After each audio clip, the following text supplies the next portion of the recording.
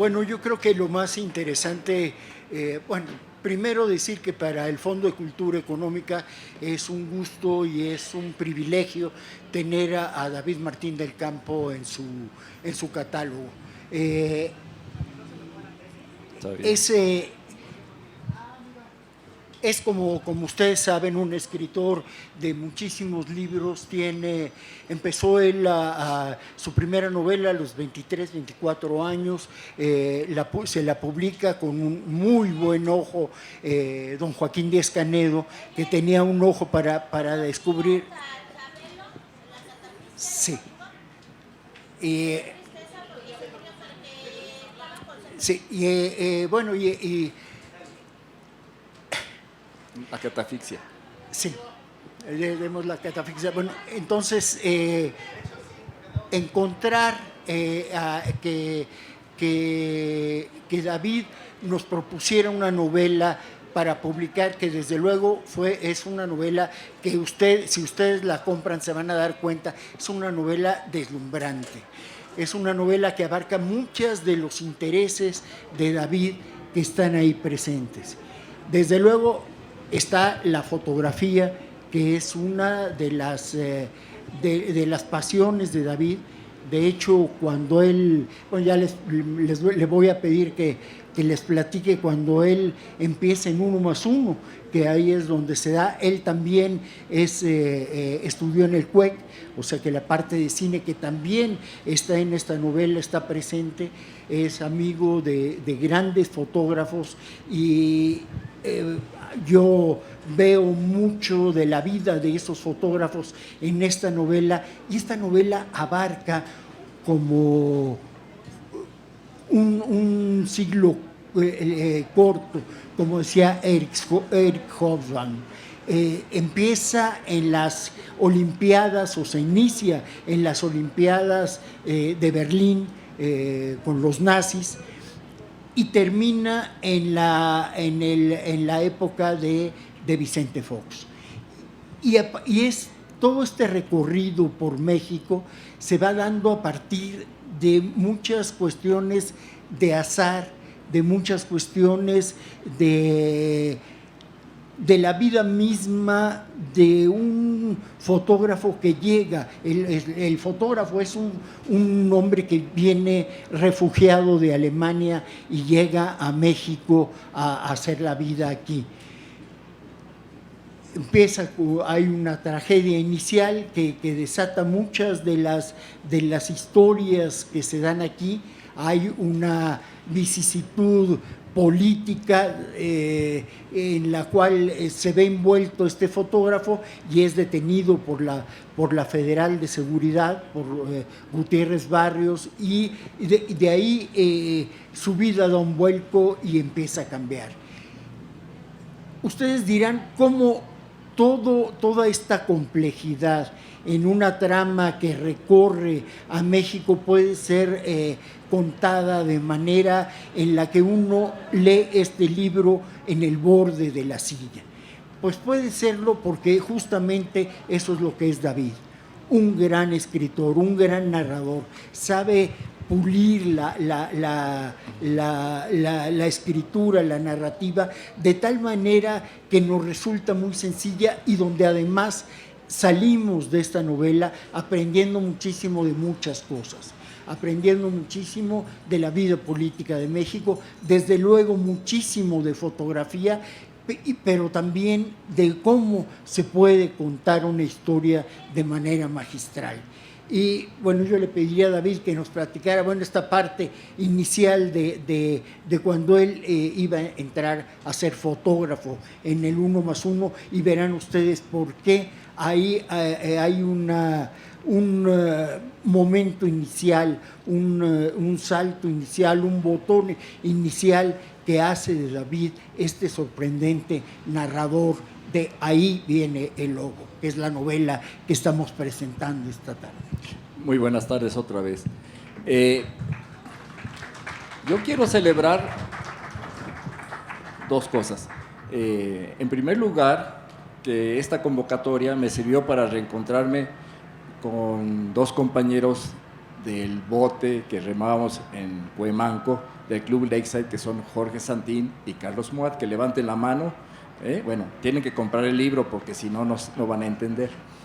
Hace como 46 años remábamos juntos, 47, remábamos juntos en Cuemanco, y yo tuve que abandonar ese deporte para dedicarme a cosas más serias, iba a decir, pero más distintas. Lo que va es que la vida da muchas enseñanzas, y un novelista siempre tiene que guardarse esos aprendizajes porque van a aportarse al libro. Por ejemplo, el protagonista de la novela es Moritz Wolf, pero su apellido es Axel. ¿Les recuerda algo? Bueno, Axel, que es un nombre lindo, era nuestro timón. En los botes de remo siempre va un timonel que lleva el bote. Si no hay timonel, se estrella uno, y esos botes cuestan 200,000 pesos. Eso grita normalmente el timonel. Entonces, Axel, que es un nombre muy alemán, se lo presté a mi personaje. Andrés eludió decir una parte importante, o dos partes importantes de la novela. Una es la parte amorosa, erótica. La novela está llena de romances, de camas, de sábanas mojadas. El personaje tiene la desgracia de parecerse mucho a Paul Newman, y eso en México en los años 50 y 60 pues tenía efectos, y maridos celosos y balazos, y el personaje que siempre está fotografiando a María Félix, a Dolores del Río, y de repente pues hay noches de cócteles excesivos. Esa es una parte de la novela que Andrés eludió hablar. Y la otra es su vínculo con los perros. La novela es un homenaje al vínculo del ser humano con los perros, de modo que él siempre está acompañado por canes, por mascotas, y la pregunta de la vida es: ¿quién encontró a quién? ¿El hombre al perro o el perro al hombre? Bueno, quien lee la novela entiende que es un vínculo simbiótico esencial, y la frase con la que termina el libro es precisamente: necesito un perro. La fotografía, yo de la fotografía podría hablar mucho, y como sugería Andrés, lo que ocurre está que yo en la vida he hecho muchas cosas, pues porque uno va buscando aprendizajes y mejores ingresos. Y en ese momento que yo había sido despedido de difusión cultural de la universidad, entre otras cosas porque hacíamos documentales en 16 milímetros, y ocurre que ese género, esa técnica ya no iba a existir más porque ya se hacían los documentales en video. Y entonces nos dijo Hugo Gutiérrez Vega, que era nuestro jefe, dice: pues ya no hay materia, y a ver dónde se pueden colocar.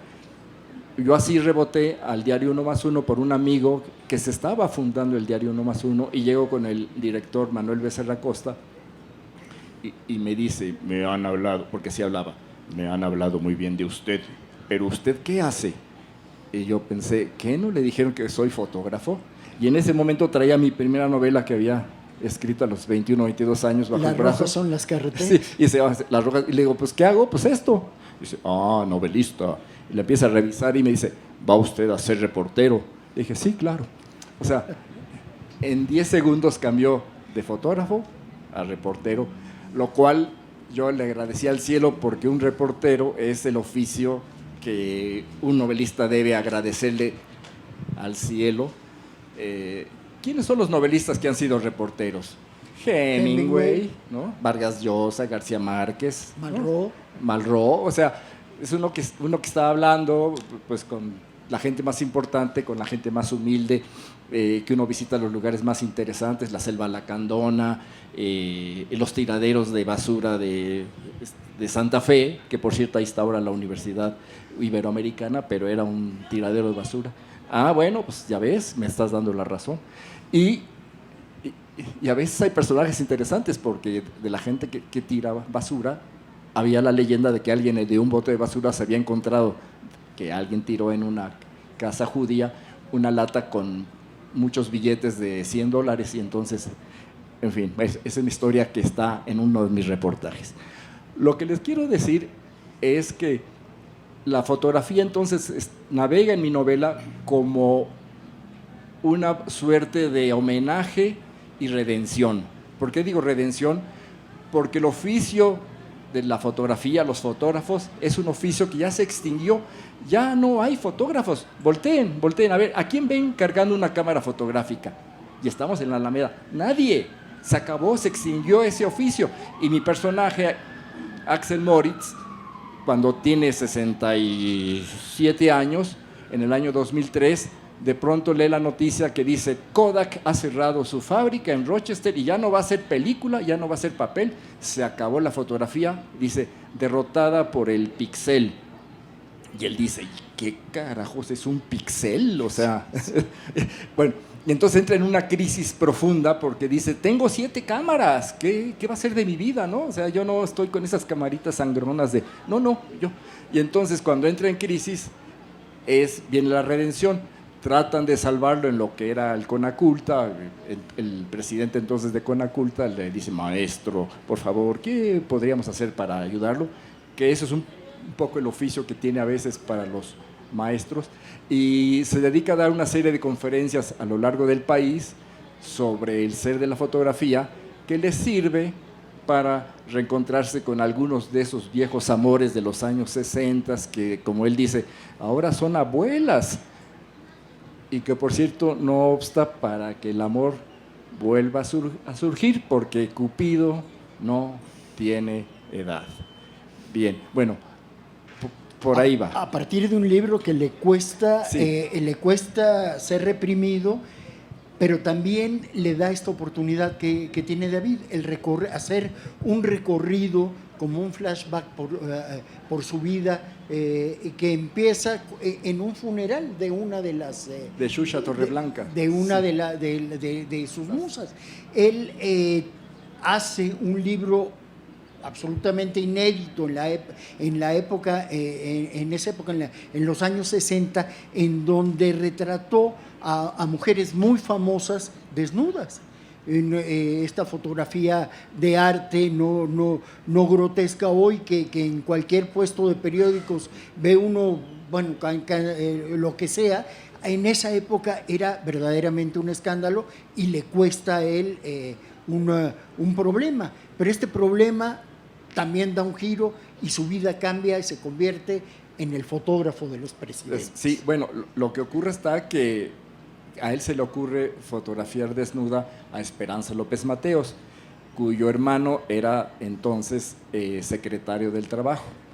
Y entonces se entera el secretario, que es uno de los tapados, digamos, en ese momento, y manda que lo secuestren y que destruyan el libro, y bueno, y le va muy mal, y él siente que lo van a matar, hasta que las magias de la política da vuelta, y entonces cuando ya es candidato López Mateos lo manda a llamar y le dice, ¿por qué no cubre usted mi campaña? Yo admiro mucho su trabajo, y a partir de ahí se hace el fotógrafo de los presidentes. Y está con López Mateos, con Díaz Ordaz, con López Portillo, con todos, y de todos hace un retrato de cómo posan para hacer las famosas fotografías oficiales que están en todas las instituciones. Y lo de Esperanza, los que tengan cierta curiosidad sabrán que era la hermana incómoda de López Mateos. Si ustedes buscan en el Google, vean la imagen de Esperanza López Mateos, era rubia como suiza, o sea, era de una hermosura, llamémosle, aria, ¿no? Finlandesa, y era una muchacha, señora, muy inquieta, muy amiga de Pepe Revueltas, militaba en la izquierda comunista de entonces, apoyó a la famosa huelga de los mineros de Cananea y de Nueva Rosita, de Santa Rosita, y entonces era una hermana que le estaba causando problemas a López Mateos, y entre otras cosas se sabe ahí, por ejemplo, que López Mateos, ya se ha publicado, pues no era ese su apellido.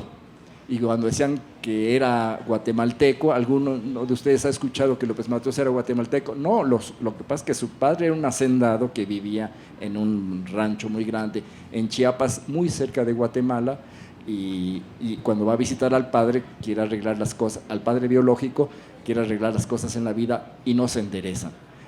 Bueno, es uno de los elementos que yo manejo en la novela porque me permitió el personaje ir navegando, digamos, en la historia y en su propia biografía, que es terrible porque un muchacho de 23 años que llega a México en 1947, la pregunta es, ¿y qué hiciste en tu juventud, por cierto? Bueno, hay ese reencuentro que es como una parte del espejo donde él va acordándose de sus momentos difíciles, algunos muy felices. Por ejemplo, él tiene muy buena amistad con Leni Riefenstahl, que fue una documentalista extraordinaria, hizo la famosa película que se llama Olimpiada de Berlín. Olimpiada de Berlín 38. Y el personaje confiesa, por cierto, que la escena principal, la primera, dice, la filmé yo porque el camarógrafo estaba enfermo. En fin, ella, Leni, le enseña fotografía y es lo que va a salvar su vida cuando llega a México. Y la salva también a partir de ir huyendo, es decir, muriéndose de hambre con otros dos jóvenes que van huyendo de la guerra y tratando de llegar de salvar la vida, simple y sencillamente, porque si caían en manos de los aliados, pues los iban probablemente a matar o a encerrar en un campo de concentración, y si caían en manos de los nazis, pues los iban a matar, porque en ese momento se consideraba que cualquier joven que no estuviera en la guerra era un traidor y era un desertor y había que fusilarlo. Y entonces ahí también hay otra parte en esta novela en donde se cuenta lo que fue el final de la Segunda Guerra Mundial. Hay un capítulo en donde se narra la destrucción de la ciudad de Dresde. Cómo es arrasada por los bombardeos aliados, y es tan dramático y tan conmovedor porque lo que va a hacer este joven es encontrar a su madre ahí, que bueno, ya no le encuentra. Bueno, sí, va a rescatar lo que queda de su madre. Es en ese momento, en el bombardeo de Dresde, que duró 48 horas. ¿Ustedes han oído hablar de la bomba atómica de Hiroshima? Sí. ¿Cuánta gente murió en Hiroshima? 140,000 personas. ¿Cuánta gente murió en Dresde? 240,000, 100,000 personas más. De Dresde no quedó piedra sobre piedra. De noche los bombardeos eran explosivos, los norteamericanos, de día eran los ingleses con bombas incendiarias. Entonces de Dresde no quedó nada. Y el personaje que llega ahí cuando el bombardeo a buscar a su madre, y él tiene 21 años, 20 años recién, dice, esto ya se acabó. Y en ese momento, como bien cuenta Andrés, es cómo salir de Europa. Europa durante 2 años fue lo peor que se pueden imaginar. Había una hambruna y había canibalismo inclusive, ¿no? Y no había respeto por nada. Bien, bueno, eso lo leerán en la novela, no se trata de contarles aquí lo que ocurre. Y en esas circunstancias él llega, pues, por rebote, digamos, a Tampico, desembarca y entonces dice, este es un país hermoso, no hace frío, y se queda y se vuelve entonces Axel Moritz Wolf. Y es Wolf, su segundo apellido, porque siempre las novelas deben hablar de un protagonista. No es que sean las novelas de un fenómeno. Sí es un fenómeno, pero siempre hay un personaje principal que va llevando la historia. Y aquí Wolf, que quiere decir lobo en alemán, alguien le dice ojos de lobo, no les digo quién, pero a partir de ese momento se le queda a él el mote de lobo, y sobre todo a las muchachas que conoce, María Félix, Xochitl Torreblanca, Dolores del Río, le dicen el lobito, porque algunas mañas ha aprendido en la vida el lobito. Y ahí viene el lobo. Y ahí viene el lobo. Y bueno, ese libro que fue destruido por la Federal de Seguridad lo rescata un editor en una de estas antesalas en Conaculta, lo ve, un editor que existe y que conocemos, rescata el libro, le parece sensacional. Que no es Alberto Ruiz Sánchez, pero podría ser su primo idéntico. Muy cercano a don Joaquín, ¿no? Ajá. Díez Canedo. Y rescata este libro y en las presentaciones que va haciendo las conferencias que va dando sobre la fotografía, que son maravillosas. Uno ahí encuentra el sentido de qué es la fotografía, cómo se hace la fotografía, de qué manera es la fotografía, y hay un capítulo, a mí me pareció maravilloso, en el que él narra las 10 fotografías que marcaron el siglo XX. Sí, bueno, una de esas fotografías es una foto que hace Daguerre, sería un daguerrotipo, y él en las conferencias la muestra. Es una imagen de París, y entonces se ven los edificios y se ve un señor en una esquina en esta posición, con su sombrerito así de copa, muy elegante. Y dice el personaje, esta es una fotografía de 1842, es la primera fotografía en la que aparece un ser humano. ¿Quién era ese personaje? ¿Qué hacía ahí? Bueno, la historia es que la fotografía, las exposiciones duraban 6 o 7 minutos, en que se abría, entraba la luz y se tapaba el objetivo. Ese personaje no se movió porque le estaban dando grasa, estaba con un bolero, y entonces está paradito ahí y dice, ¿quién habrá sido ese personaje? Bueno, y los coches y los caballos que estaban en la calle no aparecen porque se van moviendo. Entonces, por eso decían antes que si quieres salir en las fotos no hay que moverse, ¿verdad? Que ahora se lo recomiendan a otras personas bastante principales, que no se muevan. Bueno, a lo que voy es que ese es, digamos, el preámbulo. Y después habla de las fotografías. Entre otras, todas las fotografías han tenido unos excesos. Por ejemplo, hay una fotografía muy famosa que se llama El beso, que es de Dosno, que es Marcel Dosno, que en París fotografía a dos muchachos, bueno, a una pareja muy guapos que se dan un beso mientras la gente está en las mesas ahí en París tonteando, y se vuelve la fotografía más famosa.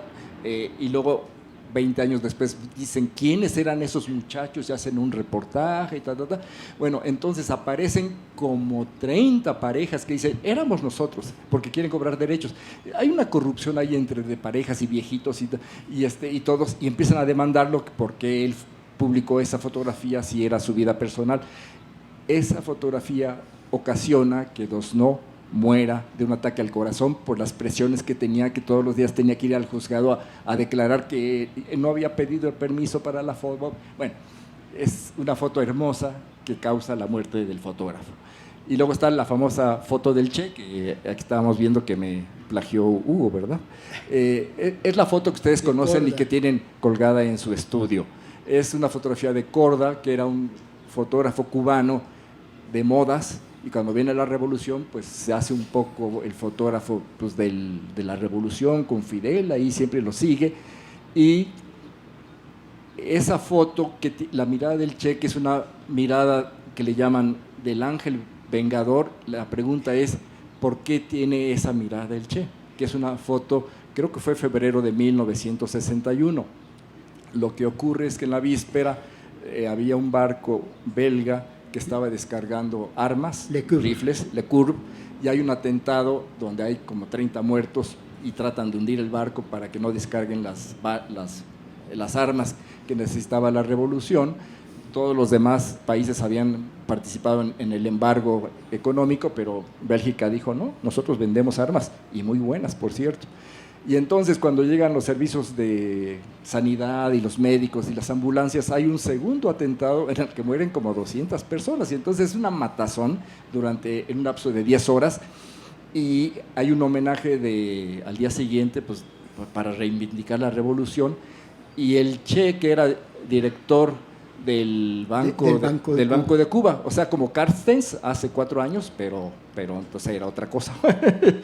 Y entonces él no hacía sombra, y no quería hacer sombra porque Fidel era muy celoso, y entonces se asoma, y lo que está viendo cuando Korda le hace la foto es con una cámara, con un telefoto de 400 milímetros, le hace 3 fotos, plic, plic, plic, ¿no?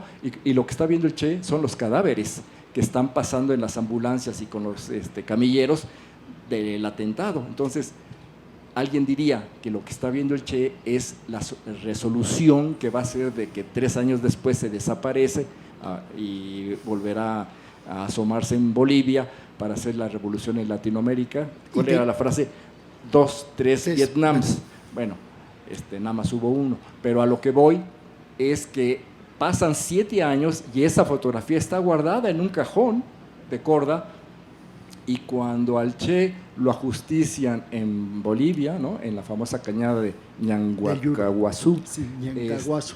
Entonces rescatan sus diarios del Che en Bolivia y los va a publicar Feltrinelli, que era un editor italiano de izquierda muy atento, y entonces necesita una foto y alguien le dice, Korda hizo unas fotos del Che interesantes.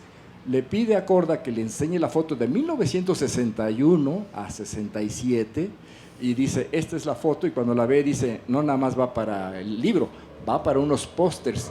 Y no vamos a hacer 100,000, vamos a hacer 2 millones de pósters. Y entonces esos pósters invaden el mundo, son los que tenemos en casa.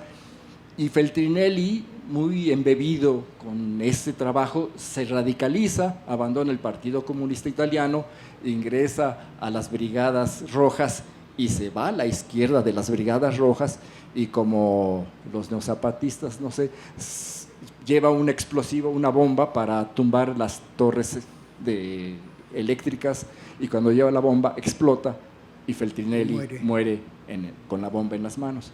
Entonces, otra fotografía que ocasiona muchas muertes y muchas filiaciones de izquierda, de gente que vio en la mirada del ángel vengador del Che la posibilidad de una redención personal y decir, yo voy a ser como él. Y bueno, algunos fuimos con él un ratito. Y otra foto trágica, la del miliciano. Yo pensé que decía, yo también. La del miliciano. La del miliciano, que es una foto chistosa, bueno, no chistosa, trucada. Ernest Hemingway era corresponsal en la Guerra Civil Española, y entonces lo acompañaba mucho el fotógrafo Robert Capa, y entonces hay una foto donde está un miliciano que le dan un balazo y se está cayendo, está soltando el fusil, y entonces pues es la fotografía de la muerte, porque cuando dispara el fotógrafo Capa, dispara también el enemigo, la bala que lo mata, y bueno, y se vuelve una fotografía emblemática, y todo el mundo la guardó en aquel tiempo, y después dicen, por cierto, en la batalla esa que fue cerca de Córdoba, en Andalucía, dice, solamente hubo un muerto que estaba atrás de un árbol, y cuando ven la foto no está el árbol, entonces dicen, fue una foto trucada, porque hay otra foto donde también hay esa escena, tal.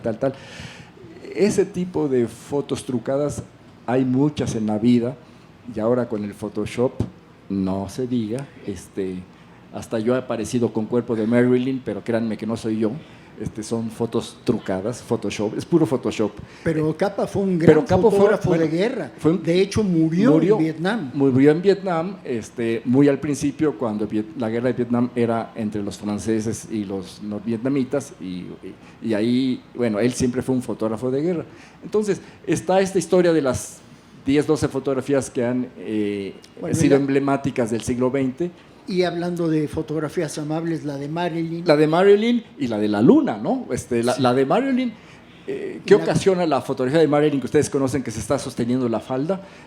Ocasiona el divorcio de Marilyn. A la semana siguiente, su marido, que era el beisbolista George DiMaggio, le dijo, ¿sabes qué? Todo el mundo te desea menos yo, ahí se acabó. Y es una foto, la escena es muy curiosa porque digamos que coincide con la invención del aire acondicionado, y entonces Marilyn, que vive en Nueva York en verano, que hace más calor que ahorita aquí, descubre que el vecino de arriba tiene aire acondicionado, y entonces va todos los días y le toca el timbre y pasa y se toma un café, no por ligárselo, sino por huir del calor, hasta que un día terminan yendo al cine, y cuando pasan frente al metro y sale el aire fresco, Ella dice, es lo más delicioso de la vida, claro, el aire le está dando en las partes nobles de la vida y entonces le sacan todas las fotografías del mundo y es la que todos tenemos en casa. La comezón del séptimo La comezón año. del séptimo año, que es esa curiosidad que a veces da. Y la que es muy triste es la fotografía de la luna, de Armstrong, porque él saca las fotos con una cámara especial Hasselblad. A mi personaje le dicen el Hassel, porque siempre trae una Hasselblad, que es una cámara como periscopio, de 120 milímetros, y fue una cámara que hicieron especial de aluminio para que no pesara tanto, y siempre retrata a Buzz Aldrin, que era su compañero, pero él no aparece en las fotos, entonces siempre aparece el otro, y cuando regresa a la Tierra, ¿qué ocurre con esa cámara? Esa cámara está en la Luna, porque pesaba y mejor traer piedras.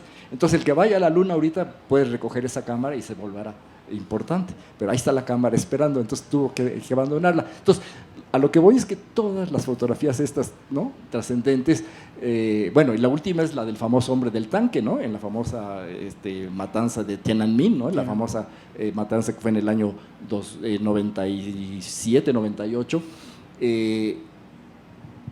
Bueno, es la fotografía, digamos, más reciente de esta secuencia que va desde la de el famoso hombre que se está boleando los zapatos en París hasta esta de la rebelión en Tiananmen. Y una de personajes sin zapatos, la foto de los Beatles cruzando Abbey Road.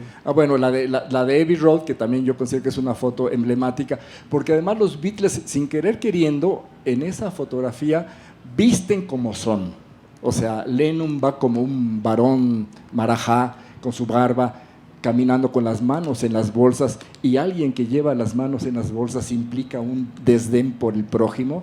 Bueno, luego va Paul McCartney, que es el más liviano, va descalzo. ¿Por qué? Porque estaban en su casa chupando a una cuadra de Abbey Road, y entonces cuando viene en sandalias, se dice, no, bueno, voy a salir en sandalias, entonces va descalzo. Y después se platicó una historia que era el cadáver, que como en la India los entierran sin zapatos, qué sé yo.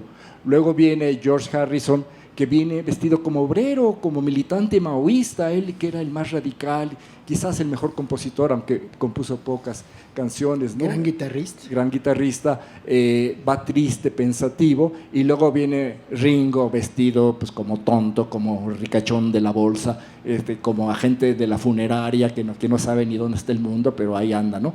Bueno, representa, digamos, 4 posibilidades de desarrollo. Y Andrés, yo no sé si tú seas como Ringo o como John Lennon, o... Bueno, todos somos de alguna manera una cuarta parte Ringo, una cuarta parte Paul McCartney, de los Beatles. Sí, las fotos. Y la de Sebastián Salgado también. Bueno, la de Sebastián Salgado, que es una foto que yo tengo en mi estudio. Creo que fue en el año 96, una sequía espantosa en Mali, y es un lago que desaparece, y entonces va una familia que es una mujer con sus 5 hijos caminando de un campamento hacia otro, y van medio vestidos la madre y una muchachita, su hija, una adolescente con unos andrajos ahí, y van los niños desnudos, flacos caminando, y la pregunta es, ¿a dónde se dirige esa familia? La respuesta es, se dirigen a morirse, van a la muerte, porque no había que comer ni que beber. Bueno, y Sebastián Salgado. Hay otra foto de Sebastián Salgado que a mí me llama la atención, porque tiene mucho que ver con esto de la fotografía en rollo. Una de las fotos más caras que se han vendido recientemente fue la foto cuando el atentado a Ronald Reagan en el hotel Sebastián Salgado estaba haciendo fotografías para ese reportaje, tenía ya 2-3 días con eso. Y todos los demás fotógrafos que habían estado, él había ido a un acto se estaba religiendo de propaganda, y todos gastaron su rollo, se acabó, y el único que había guardado rollos era Sebastião Salgado. Esa foto famosa donde está el que atentó en el suelo, un agente del servicio secreto con una UCI recargado, preservando la vida porque lo que querían saber es quién lo había mandado y todo eso, esa foto es de Sebastião Salgado. Sí, bueno, es que hay presidentes con suerte y otros con no tanta suerte. Digo, Colosio no tuvo suerte y Reagan sí tuvo, se salvó. Bueno, pero ahora que mencionas esto, hay un homenaje de fondo, y Andrés bien lo conoce. Este libro homenajea mucho a un amigo nuestro que ustedes deberán conocer, que es Rodrigo Moya. Él ha sido un fotógrafo de toda la vida, después se volvió editor y después se volvió viajero y hasta se volvió escritor. Hizo un libro de cuentos y ganó el Premio Nacional de Cuentos, o sea que todo lo que hace, lo hace bien. Y Rodrigo Moya tiene que ver con lo que dice Andrés del rollo. Las segundas fotos más famosas del Che son las que hizo Rodrigo Moya al Che, y él era el año 66, casi 67, antes de que desapareciera de la escena el Che para irse a Bolivia. Además, cuando se fue a Bolivia, ustedes saben, se rasuró, se puso aquí una melena y se hizo pasar el médico, era un médico, en fin, no era él. Y entonces estaba Rodrigo Moya en La Habana queriendo fotografiar al Che semana 1, semana 2, semana 3, y nunca había tiempo del ministro, y entonces él dice, pues me voy a regresar a México, y a punto de sacar su maleta del hotel le dicen, compañero, ya el comandante, ya hay tiempo. Y entonces había una reunión en el Banco de Cuba, y entonces va y llega el famoso fotógrafo que le quiere hacer las fotos y le hace 16 fotos con su Nikon, clic, ¿no? Y el Che hablando y con su puro y acá, y se voltea el Che y le dice, oiga, ¿y por qué me saca tan poquitas fotos? Y le dice Rodrigo, no, es que yo trabajo con pocas fotos, pero de muy buena calidad. No, se le había acabado el rollo, era el último rollo que tenía y no le podía decir que ya no había más. Se había dedicado a fotografiar muchachas en La Habana y en los muelles, en fin, lo que hace una persona normal. Y entonces esas fotos después sirvieron para hacer la prensa del apoyo al primer gobierno sandinista y para hacer la famosa semana, se llamó Un libro para Cuba, y entonces con ese dinero, en fin, una campaña similar a la que ahora aquí era para estamos, lápices. para lápices, para lápices. Cuba, porque no tenían lápices. Para Nicaragua. Sí, bueno, lo que les quiero decir es que las fotografías siempre tienen una cola, y cuando uno ve las fotografías familiares, dice, por cierto que este día conocí a Juanita. Ah, la tía Juanita, pero si es mi mamá. Bueno, en ese momento era la tía Juanita. Todas las fotografías tienen rebotes, de las fotografías del grupo de los remeros, por ejemplo, tengo unas donde aparece Roberto Retolaza, que era nuestro entrenador. Era un hombre que no hablaba, y cuando hablaba nada más decía, otra vez, otra vuelta. Nos hacía trabajar mucho en el bote. Bien. Y otra cosa que a mí me gustaría que platicaras, David, es... Sí, los que compren el libro se los voy a dedicar, sí, desde luego. No, sí. Bueno, al final sí, ahí va a estar David firmándolo. Lo de Rudolf, lo del perro, porque es otra historia conmovedora. Sí, bueno, el personaje tiene un perro, Rudy, que lo lleva en los tiempos, lo lleva de paseo en este viaje que hace por todo el país, bueno, casi todo el país, haciendo sus conferencias. Se hace acompañar por Rudolf, por Rudy, el perro, y él le va contando al perro su historia, con alguien que sí le puede contar lo que hizo después de Leni Riefenstahl en Berlín, lo que hizo cuando la persecución y la huida de Alemania, bueno, y lo que hizo cuando joven, y en fin, le va contando esa historia, y de pronto el perro le contesta, pues no te creo. No, sí, y sigue platicando con el perro. Llega un momento en que el perro ya habla por sí solo, y él dice, algo está pasando. Y entonces un médico que lo está atendiendo para un problema en un ojo, al final de la consulta le dice al médico, oiga, perdone doctor, oiga, ¿los perros hablan? Dice, ¿me lo está diciendo en serio? Dice, bueno, dígame usted, ¿pueden hablar? Entonces él se da cuenta que está perdiendo la razón. Y entonces una manera para no perder la razón es lo que resuelve con Rudy, cuando el personaje ya está muy lejos en el norte por Tijuana, pero benditos los perros que nos acompañan. ¿No? Y que termina diciendo, necesito un perro. Necesito un perro. Como creo que muchos necesitamos de un perro, porque además esta relación de Axel con Rudolf, con el perro, es una relación que lo acompaña desde la tragedia. Implica a toda la familia. Toda la familia. La hija, que es, en fin, es una novela sensacional. La verdad es que yo se la recomiendo. Y es muy divertida. Muy divertida. Es muy divertida y van a aprender mucho y creo que este recorrido por el país y por la historia del mundo, desde la Olimpiada de Berlín hasta los años en que de la transición, esa llamada primera transición en México, cuando deja el PRI el poder, es una forma de contarnos el mundo a partir de la fotografía, a partir del erotismo, a partir del poder, porque él está vinculado con los presidentes del país, a partir del amor y a partir de la tragedia, que esa es una parte importante de este libro. De la novela. Lo que sigue es que si quieren hacer un comentario o una pregunta,